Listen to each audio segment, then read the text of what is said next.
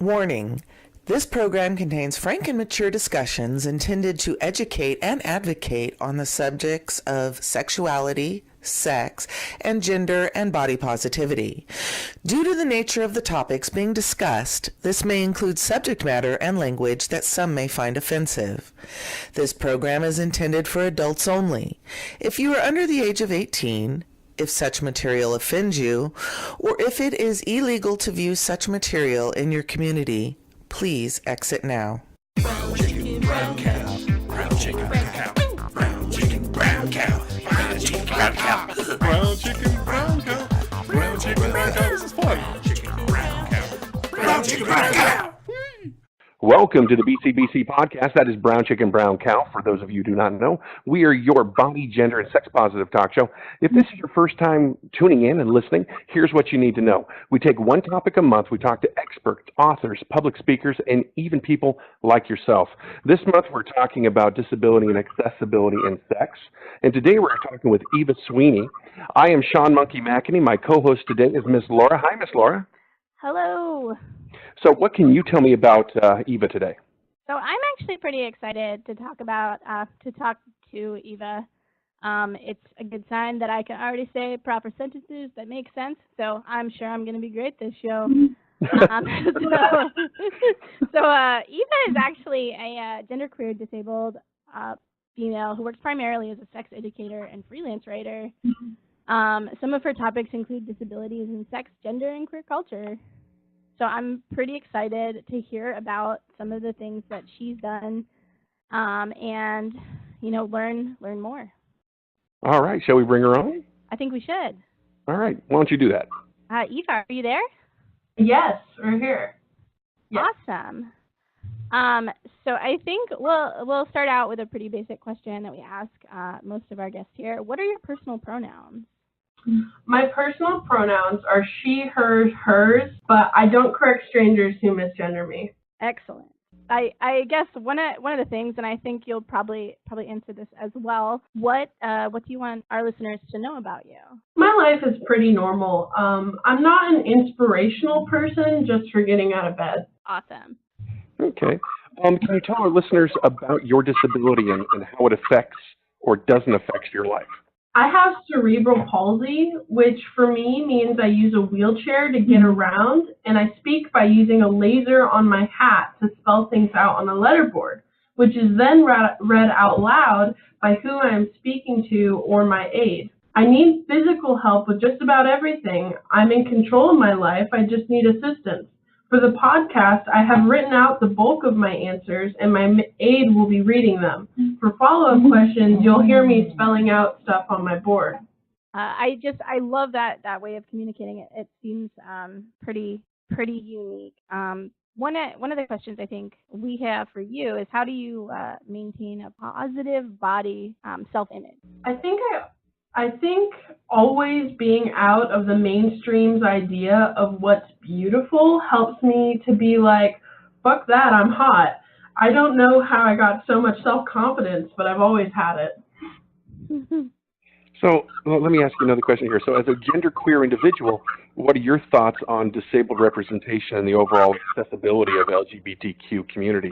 Like what suggestions do you have for improvement? Well, there needs to be way more representation of queer people with disabilities. I think that would have helped me more growing up if I had seen myself in the media. This is kind of a follow-up question, and I know it might take a little bit of time to answer, but do you think there's more representation of genderqueer individuals in the media now than there was when you were growing up? Not really. I have I have never seen a disabled genderqueer person in the media. So that's actually a great point. We've actually heard from a lot of our guests that it would be excellent to have more representation of disabled genderqueer individuals in the media. Or in film even. What type of representation would you like to see outside of just having someone who's actually disabled and genderqueer there? Like, are there any specific role types that you would like to see those people play, or topics that you would want to see covered? I actually think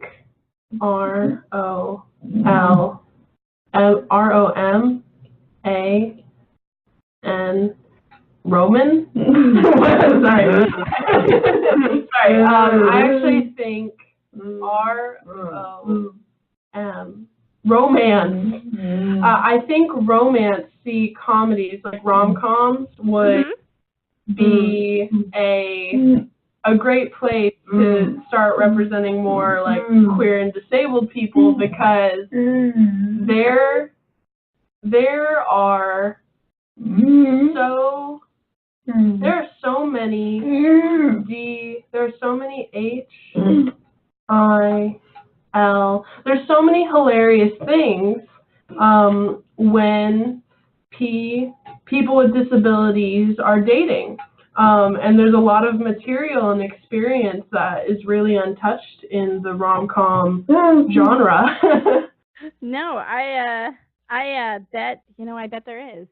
And that actually seems like a really great way to kind of represent some of the challenges and some of the positive experiences that people who are disabled have in dating as well. Exactly. I'm going to switch topics on you, so I'm sorry, I'm kind of all over the page. Do you have any advice that you would give to other folks who are disabled or disabled and genderqueer on how to maintain a positive body image? Just be yourself, and don't give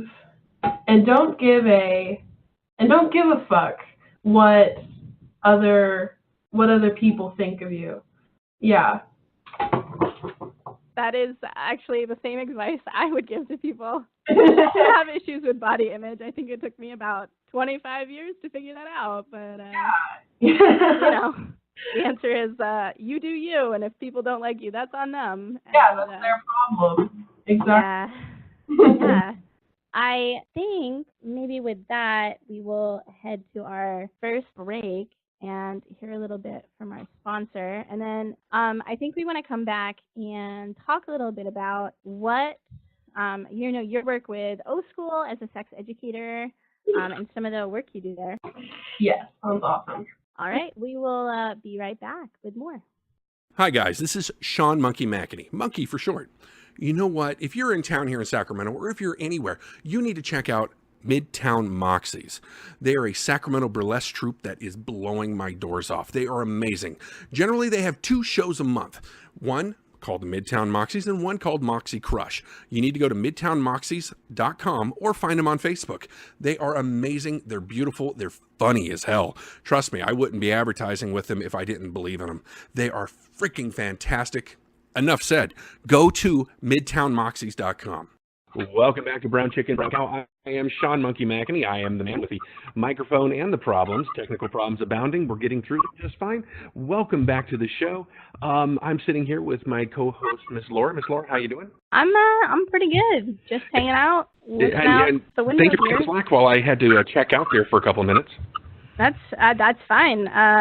I think I've sweated enough for both of us for today, so you could keep your problems to a minimum. Well, I'm trying. Drier. That's a terrible comment.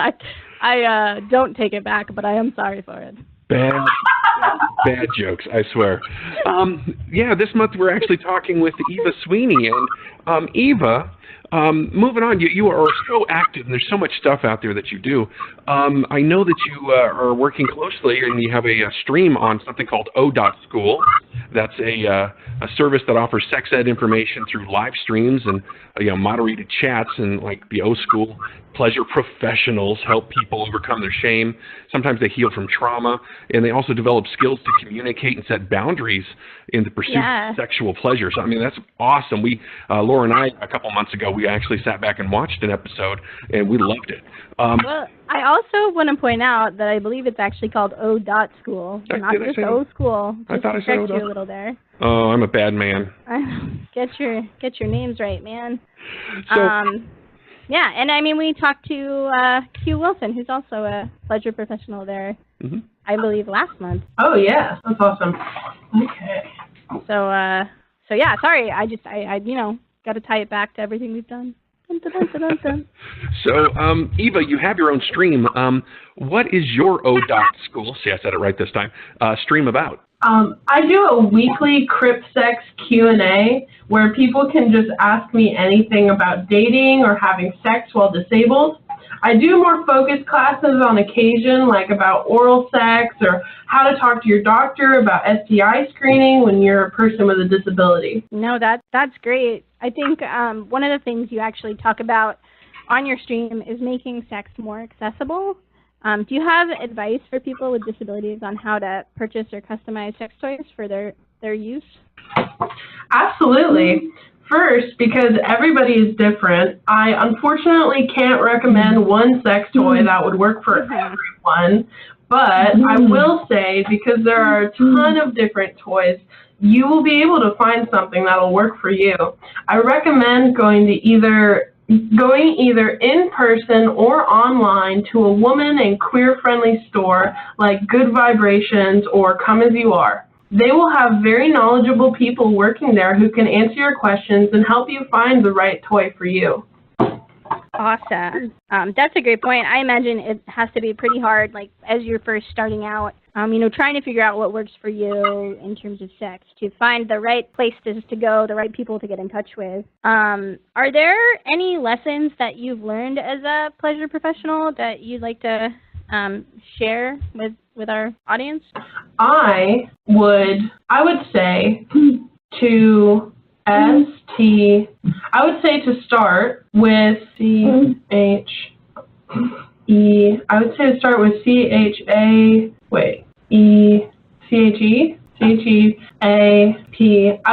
start with cheap toys, just to kind of sample them, because you get what you pay for in a way. They might not last forever. Get an idea, and you get an idea on whether or not that kind of toy is going to work for you.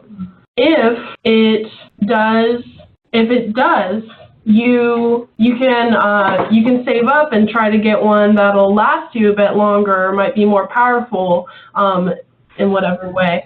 I know most people with disabilities are on a tight budget. So I would say don't buy the most expensive at first. Especially if it ends up not working very well for you. So it'll be better to start with cheaper when you're just figuring things out. Yeah. That's a great point. I think that's a good lesson for anybody who's starting to play with sex toys. Oh, yeah. Get the cheap one, figure out if you like it, and then if you really like it, maybe figure out, if there is something a little nicer that's similar that you might enjoy too. Yeah, exactly. And I know that ODOT School is a good resource if people have questions on, adapting their toys to any disability. But are there any other resources that you can also suggest? Yeah. Andrew Gurza has a fantastic podcast called Disability After Dark, which I love. That's a really great resource for, regarding disability and sex. Yeah. Yeah, we actually had Andrew on earlier this month. I have to be honest, I love talking to him every time he's been on the podcast, and I love listening to some of his experiences on his podcast. He's wonderful. He's very wonderful. So I think we this might be a good segue into another topic. So what does dating look like for a disabled person? All right, well, this is a hard one because every person is different. And so dating looks different for everyone. In my opinion, you should put your disability on your profile, if you use a profile. That way, people know from the start. This certainly weeds out people, but the ones who do respond are generally cool with it, even if they have questions. You don't have to give a long explanation on your profile. I know other people who disclose after they start chatting with someone. Again, this is a personal choice, but you might get your hopes up, and then if that person's not cool with it, you might be disappointed. Yeah. Now I'm going to ask a question that might be a little personal, but I know people out there, especially with disabilities, may need this advice. You recently created a documentary called "Respect the Joy of AIDS" and the aids that help you. This movie talks about the professional relationship with your aids. How do you talk to your aides about helping you prepare for maybe private time or sexual encounters? And also, how do you develop a relationship with your aides that make these type of discussions a little bit easier? I just talk about these topics as frankly and as straightforward as I can. If people are embarrassed and beat around the bush about these topics, their aides will feel more uncomfortable. For example, when my partner sleeps over, I'm usually naked in the morning when my aide comes. I just give them the heads up beforehand so we're all on the same page. I choose aids based on interpersonal chemistry, so I think that helps make the conversation go over more smoothly. No, that's a great point, and props to you for being able to actually have those discussions. I think it's funny because I'm on this podcast, but half the time I have a hard time talking about sex or like nakedness, and I haven't quite been able to successfully get over that maybe upbringing of the taboo of sex. So it's always fun. I'm going to backtrack a little. First of all, I actually really enjoyed the documentary you put together. But I'm actually wondering about a different topic. Can you share some of your thoughts with us on how to go about asking someone out and discussing what to anticipate with them? I know you talked a little bit about, if you're doing online dating, having that clearly up front in your profile. But what about if you meet someone in person and you really hit it off? What do you do then? And did you have any advice for others as they prepare to have this discussion about their own dating or sexual needs? Well, I always tell my date that I'm bringing an aid and why. I want my date, especially on our first date, to focus on getting to know me and not having to help me. I do have a code when my aide can take a walk. I point at the semicolon symbol on my board and my aide will just casually excuse themselves. I would tell other people to be as upfront as possible with both their aide and their date so everyone's on the same page. Yeah, that's a great point. I like that you have the secret code there. Very secret code. So, what resources would you recommend for people with disabilities who are, considering having a sexual encounter or even dating for the first time? Because I think that just covers everything in the two items we just talked about. Well, I really like online dating sites because you can write as much as you want. I met my partner on Tinder, but I recommend OkCupid because you can write more. Say what you are looking for on your profile. Also, the awesome podcast by Andrew Gurza, which we kind of mentioned already, is a great resource. Definitely.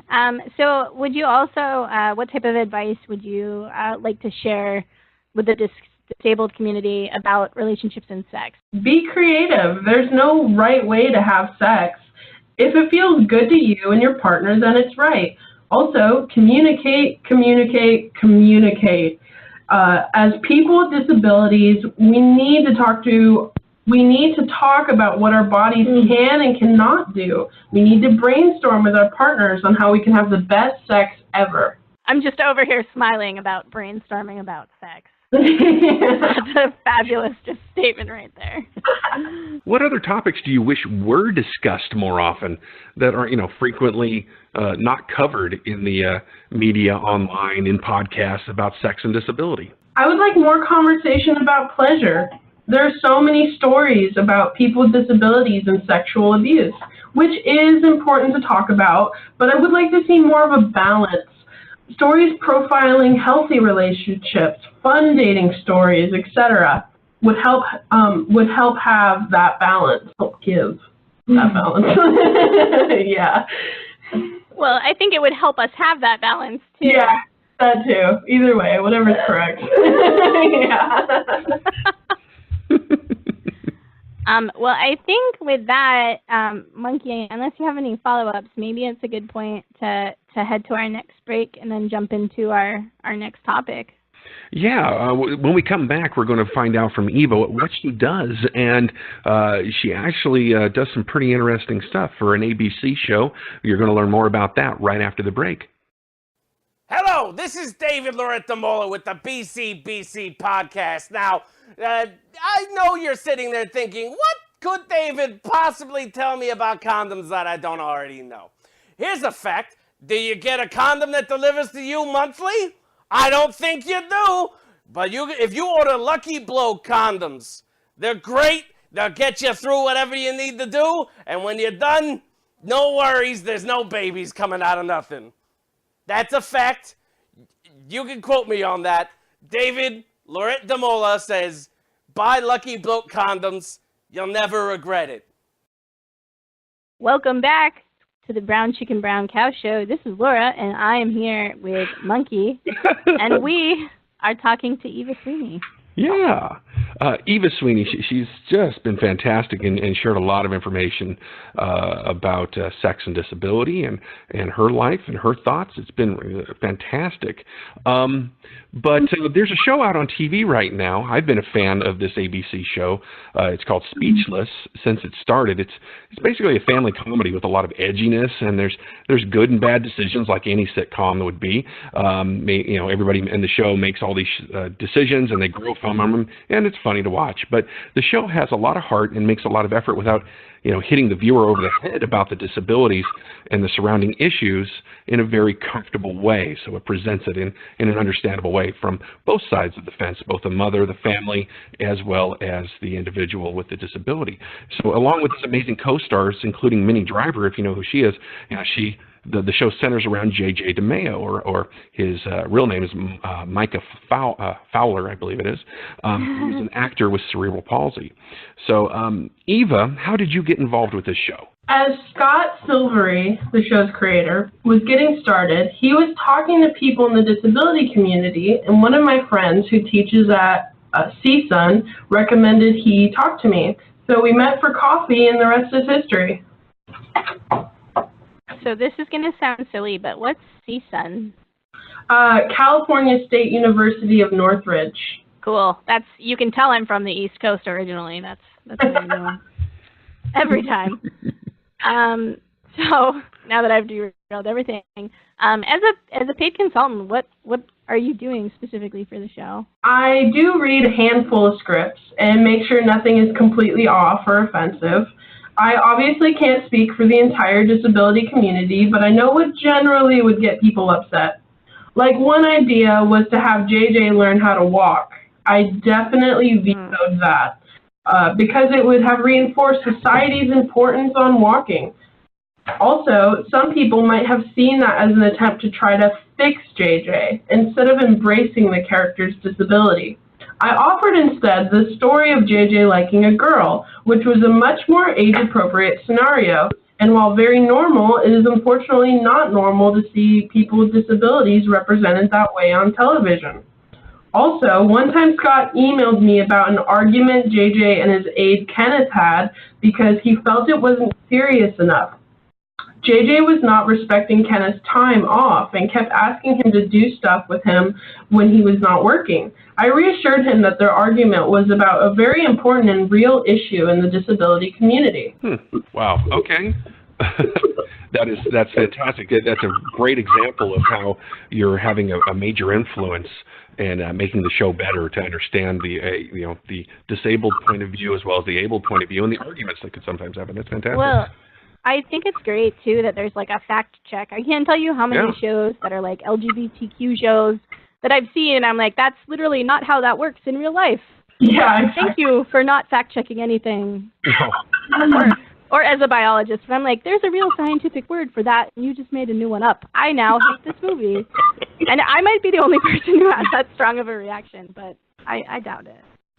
Now, I understand after meeting with Scott Silvery, I think that's what he said his name, the show's creator, he basically went back and rewrote the whole show.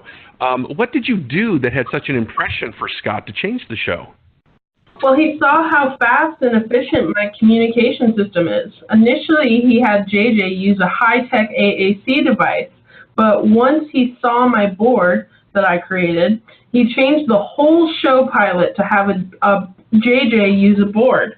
Also, he saw what a good and fun relationship I had with my aides, so he wrote in an aide. Cedric Yarborough has said many times that he has me to thank for his job. No, that's great, and it makes it, once again, more realistic, too. So I actually have another question. In the show, JJ deals with a lot of mixed issues, from being disabled to being a teenager. I mean, it makes a lot of sense. It also has shown JJ on the dating scene, which I think you talked a little bit about earlier. The takeaway for us was the struggle around dating people who had only an interest in the disability, whether or not they had an interest in JJ as a person. What have been your experience with this particular lament in the show? Sorry. I have had only one experience with a devotee, a person who's primarily attracted to the disability community, but it was online and I wasn't attracted to him as he was a cis male. Yeah, no, that's I mean, I just can't imagine that can be fun. Yeah, it's an interesting topic. Yeah.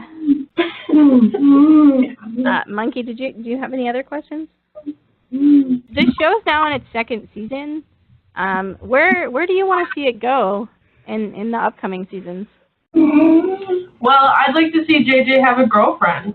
It's an ABC family show, so obviously they can't get too explicit. But I think seeing him have a relationship would be good. Oh wait, sorry, that's your question.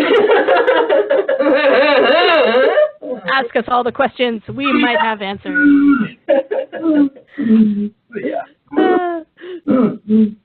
So, Monkey, do you have any follow-up questions? I actually wanted to ask about something you mentioned earlier. It was in regards to how you communicated versus the way the creator of the show was going to show. What is an ACC? What's that stand for? It is what Stephen Hawking used when he was alive. It's just like it's an electronic device that you can put with words and letters and stuff, and it reads it. The computer in the device reads whatever you're spelling or typing out loud for you. Gotcha. And that's AAC, not ACC. That's my bad. So tell me a little bit about your board as well, because it sounds like you use it very quickly, even when you're communicating to us. It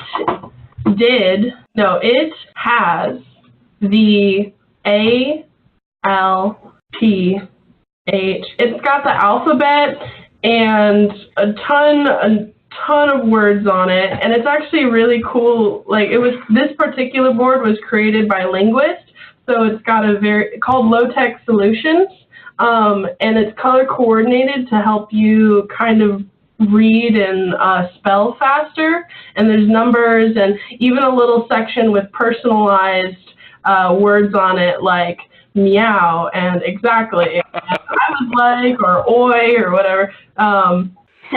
My old board has just had the alphabet and a few personalized words and like yes and no and some numbers.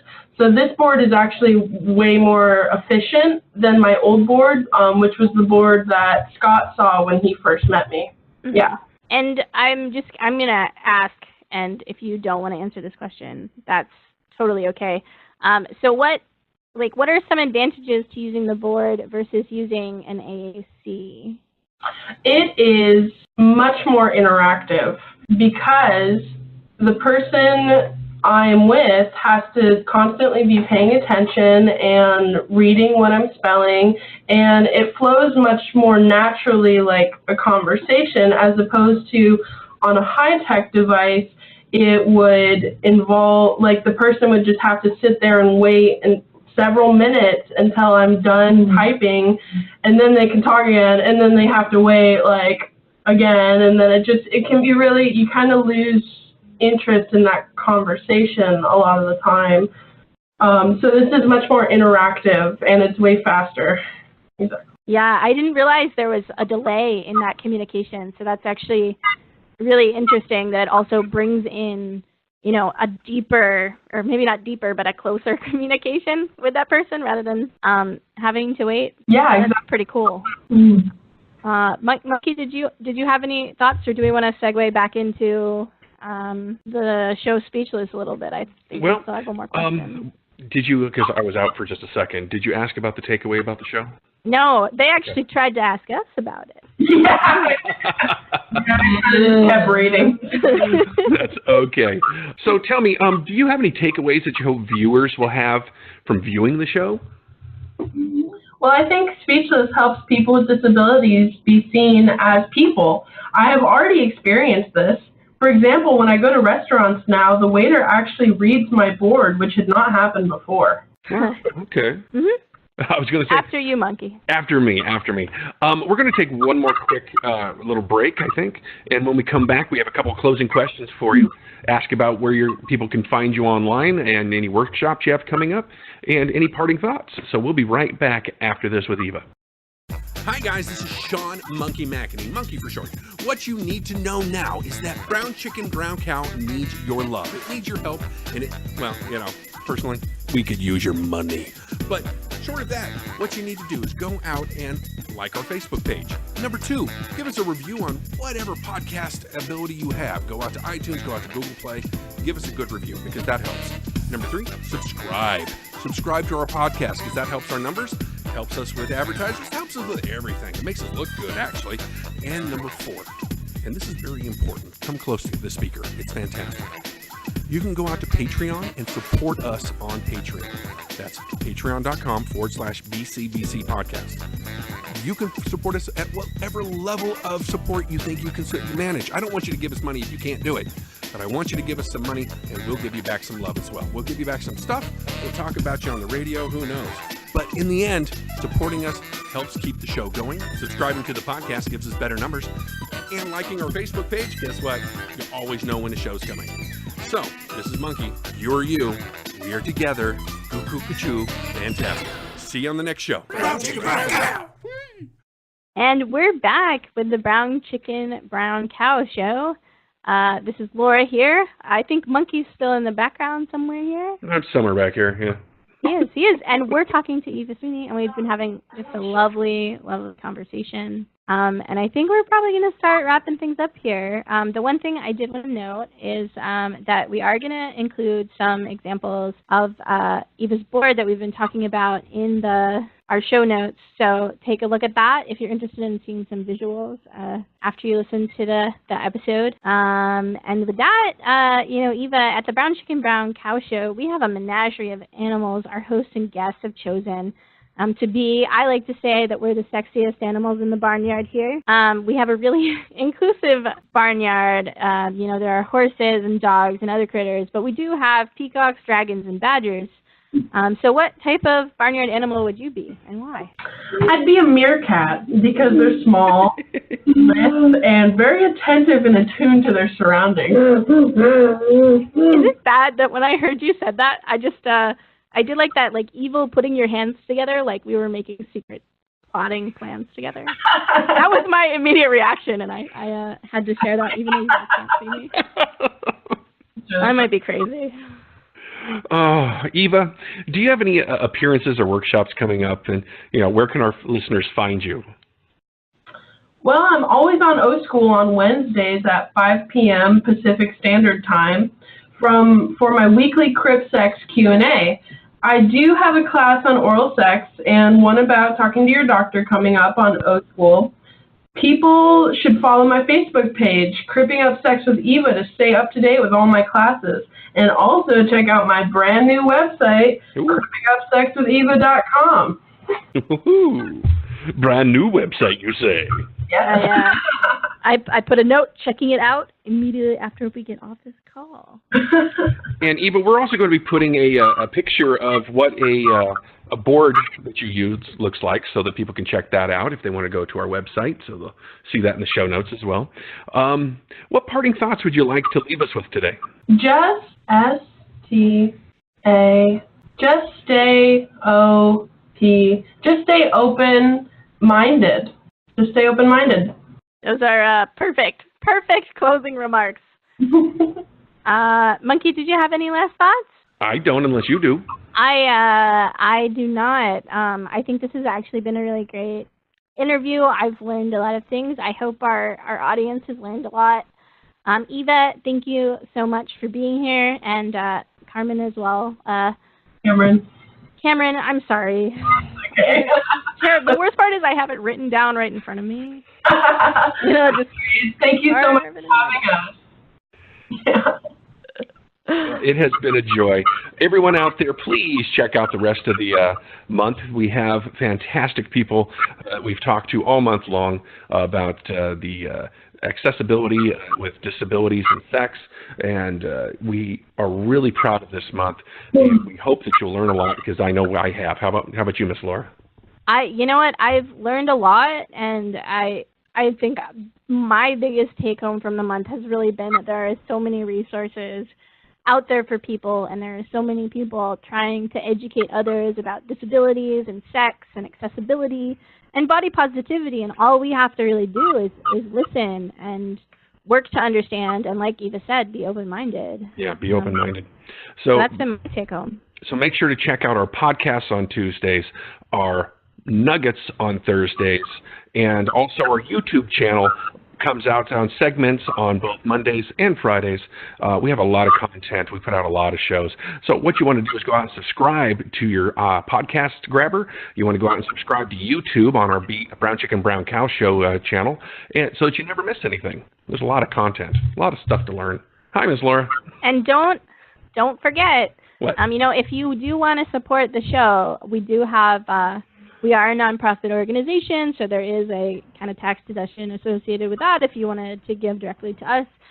We also have a Patreon page where you can go and you can donate, and that helps us really, produce this show, get it out to you, make sure we're on time, and pay for some of the overhead. So if that's in the realm of possibility and you want to do it, check us out at patreon.com/bcbcpodcast. Yeah, go to bcbcpodcast.com. Find us on iTunes, find us on iHeartRadio, find us on Spotify. We're everywhere now, so just go out and look for us. You'll find us out there. Brown Chicken, Brown Cow. I've been Sean Monkey McAney. That's been... Oh, I'm Miss Laura, and I just saw notes from the madam in the background here that if anybody's looking to volunteer and they want to get involved, shoot us a message, and we'll see if we have any positions open. We're always looking for some help. The director always has notes. I know. But I think with that, we'll say see you next time. Bye, guys. For information on becoming a sponsor, advertising with us, or becoming a guest on our show, visit us at brownchickenbrowncowshow.com. All information in this show is copyright 2018 by the Brown Chicken Brown Cow Show and Podcast and Mariu Creative Solutions. All rights are reserved. Brown chicken, brown cow. Brown chicken, brown cow. Brown chicken, brown cow. Brown chicken, brown cow. Brown chicken, brown cow. Brown chicken, brown cow.